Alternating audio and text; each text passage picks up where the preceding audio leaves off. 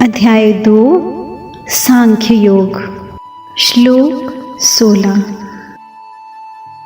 श्री भगवानुवाच नासतो विद्यते भावो नाभावो विद्यते सतः उभयोरपि दृष्टोऽन्तः स्वनयोस्तत्त्वदर्शिभिः।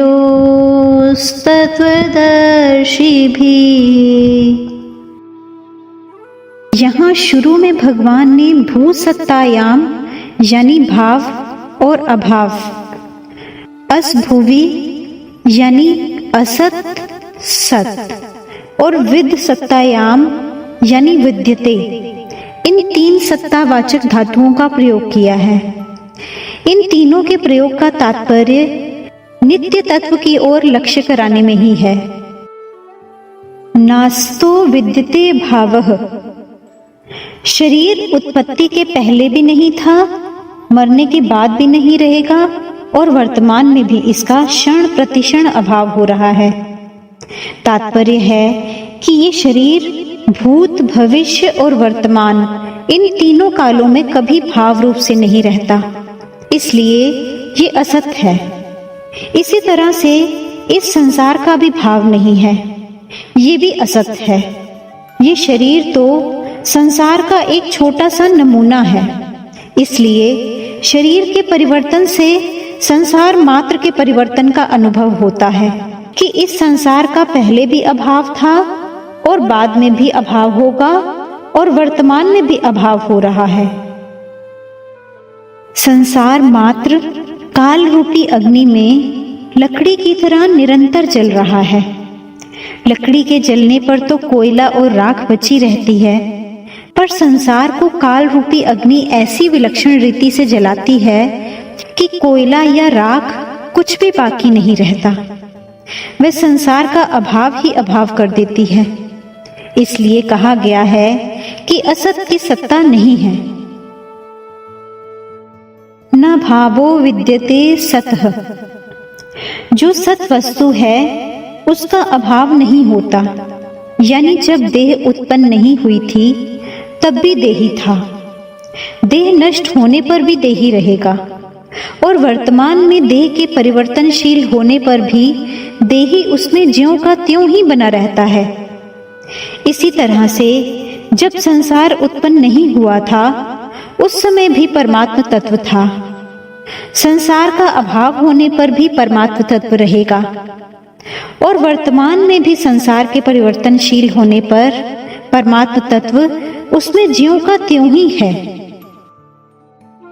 मार्मिक बात, संसार को हम एक ही बार देख सकते हैं, दूसरी बार नहीं। कारण कि संसार प्रतिक्षण परिवर्तनशील है, इसलिए एक क्षण पहले वस्तु जैसी थी दूसरे क्षण में वह वैसी नहीं रहती। जैसे सिनेमा देखते समय पर्दे पर दृश्य स्थिर दिखता है, पर वास्तव में उसमें प्रतिक्षण परिवर्तन होता रहता है। मशीन पर फिल्म तेजी से घूमने के कारण वह परिवर्तन इतनी तेजी से होता है कि उसे हमारी आंखें नहीं पकड़ पाती। इससे भी अधिक मार्मिक बात यह है कि वास्तव में संसार एक बार भी नहीं दिखता। कारण कि शरीर, इंद्रियां, मन, बुद्धि आदि जिन करणों से हम संसार को देखते हैं, अनुभव करते हैं, वे करण भी संसार के ही हैं। इसलिए वास्तव में संसार से ही संसार दिखता है। जो शरीर संसार से सर्वथा संबंध रहित है, उस स्वरूप से संसार कभी दिखता ही नहीं। तात्पर्य ये है कि स्वरूप में संसार की प्रतीति नहीं है। संसार के संबंध से ही संसार की प्रतीति होती है। इससे सिद्ध हुआ कि स्वरूप का संसार से कोई संबंध है ही नहीं। दूसरी बात, संसार यानी शरीर, इंद्रियां, मन, बुद्धि की सहायता के बिना चेतन स्वरूप कुछ कर ही नहीं सकता। इससे सिद्ध हुआ कि मात्र क्रिया संसार में ही है, स्वरूप में नहीं। स्वरूप का क्रिया से कोई संबंध है ही नहीं। संसार का स्वरूप है क्रिया और पदार्थ। जब स्वरूप का ना तो क्रिया से और ना पदार्थ से ही कोई संबंध है, तब यह सिद्ध हो गया कि शरीर, इंद्रियां, मन, बुद्धि सहित संपूर्ण संसार का अभाव है। केवल परमात्म तत्व का ही भाव है, जो निर्लिप्त रूप से सबका प्रकाशक और आधार है। उभयोरपि दृष्टोन्त स्वनयोस्तत्वदर्शी भी। इन दोनों के यानी सत असत, देह देही के तत्व को जानने वाले महापुरुषों ने इनका तत्व देखा है, इनका निचोड़ निकाला है कि केवल एक सत तत्व ही विद्यमान है। असत वस्तु का तत्व भी सत है और सत वस्तु का तत्व भी सत है, यानी दोनों का तत्व एक सत ही है। दोनों का तत्व सत्ता रूप से एक ही है। इसीलिए सत और असत इन दोनों के तत्व को जानने वाले महापुरुषों के द्वारा जानने में आने वाला एक सत तत्व ही है। असत की जो सत्ता प्रतीत होती है, वह सत्ता भी वास्तव में सत की ही है। सत की सत्ता से ही असत सत्तावान प्रतीत होता है। इसी सत को परा प्रकृति, ऐसा गीता के 7वें अध्याय के 5वें श्लोक में आया है।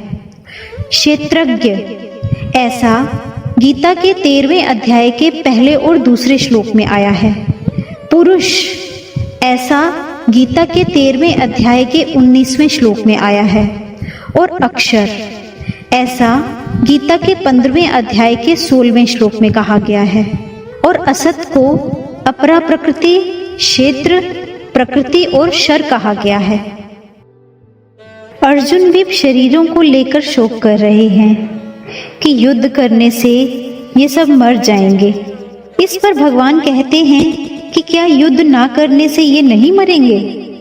असत तो मरेगा ही और निरंतर मर ही रहा है, लेकिन इसमें जो सत रूप से है उसका कभी अभाव नहीं होगा। इसलिए शोक करना तुम्हारी बेसमझी ही है। 11वें श्लोक में आया है कि जो मर गए हैं और जो जी रहे हैं, उन दोनों के लिए ही पंडित जन शोक नहीं करते। 12वें 13वें श्लोकों में देही की नित्यता का वर्णन है और उसमें धीर शब्द आया है। 14वें 15वें श्लोकों में संसार की अनित्यता का वर्णन आया है, तो उसमें भी धीर शब्द आया है।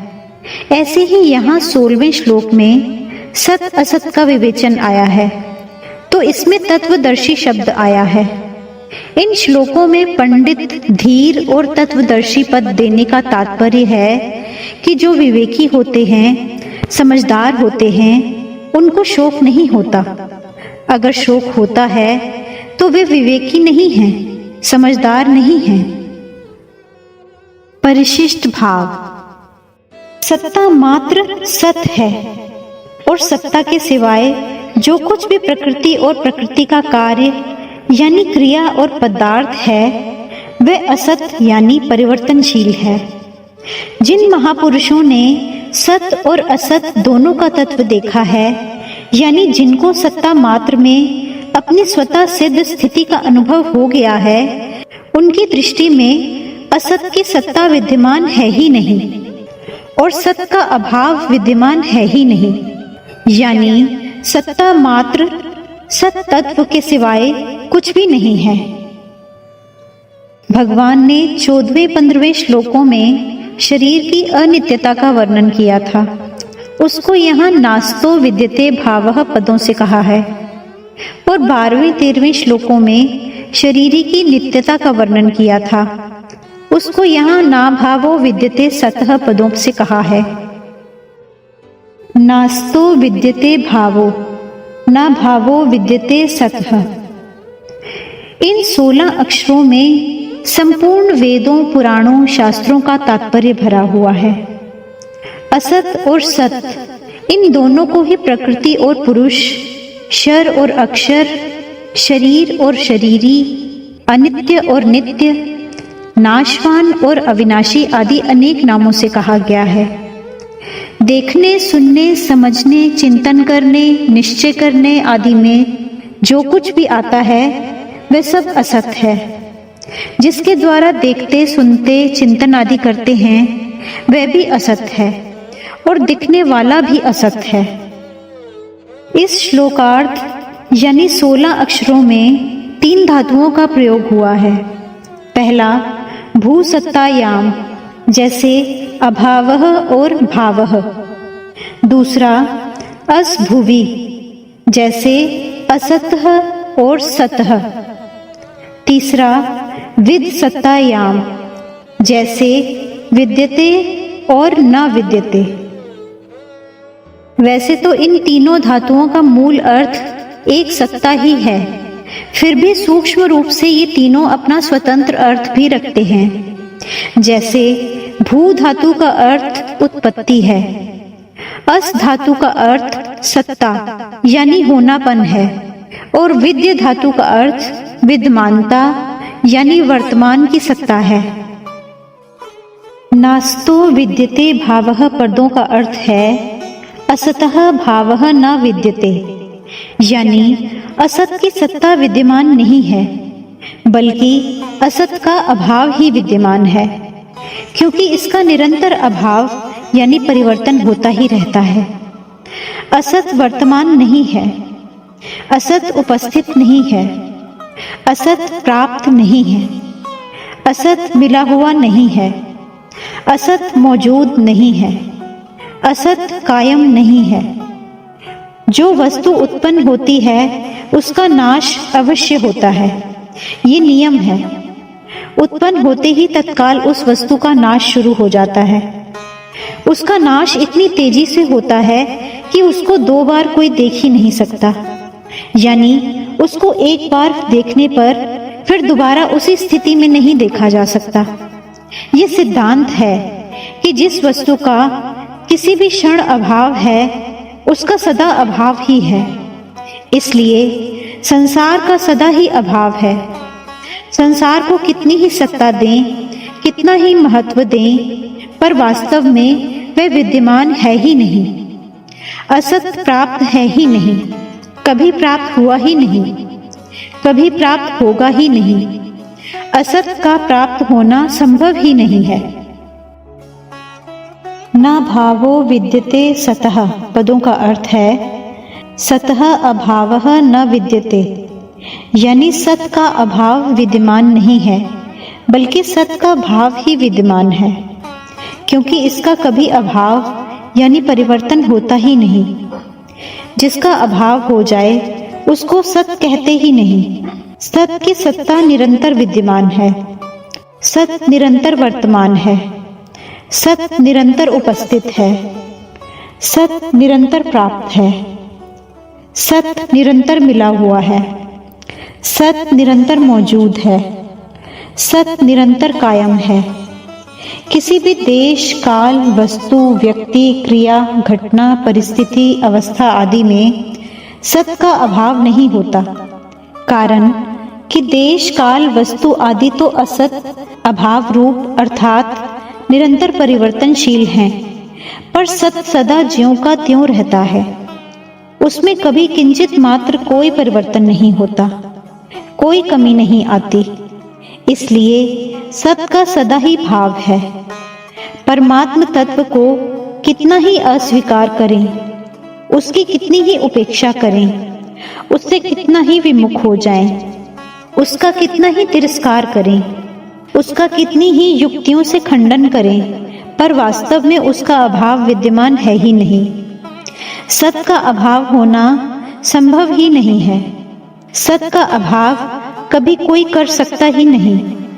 ऐसा गीता के 2 अध्याय के 17वें श्लोक में आया है। उभयोरपि दृष्टः, तत्वदर्शी महापुरुषों ने सत तत्व को उत्पन्न नहीं किया है बल्कि देखा है, यानी अनुभव किया है।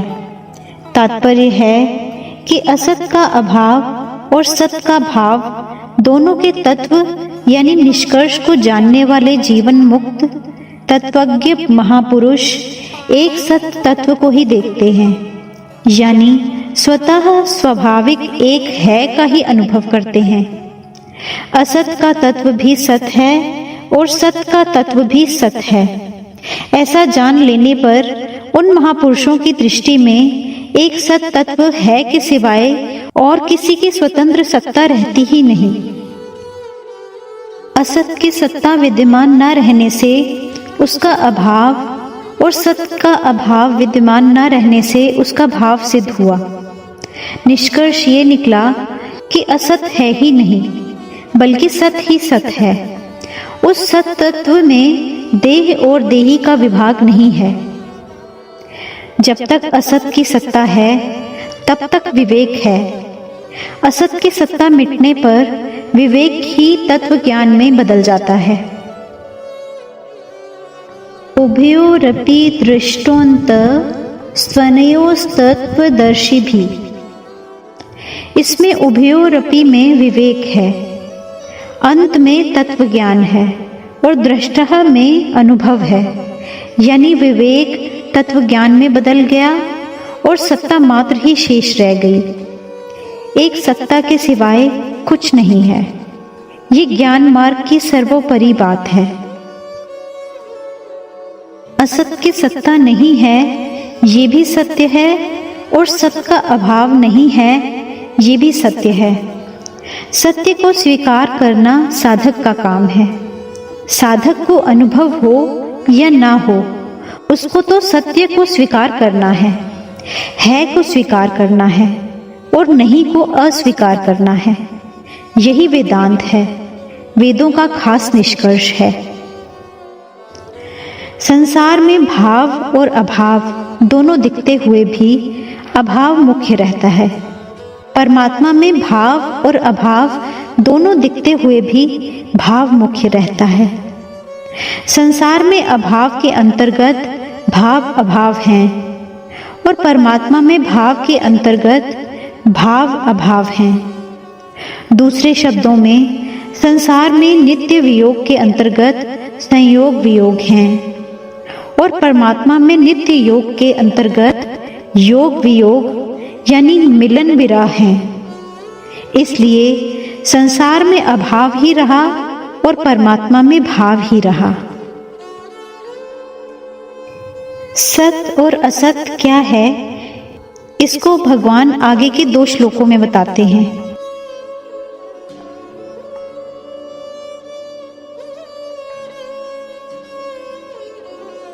अगर आपको अच्छा लगे तो इस चैनल को सब्सक्राइब करें और बेल आइकॉन पे प्रेस करें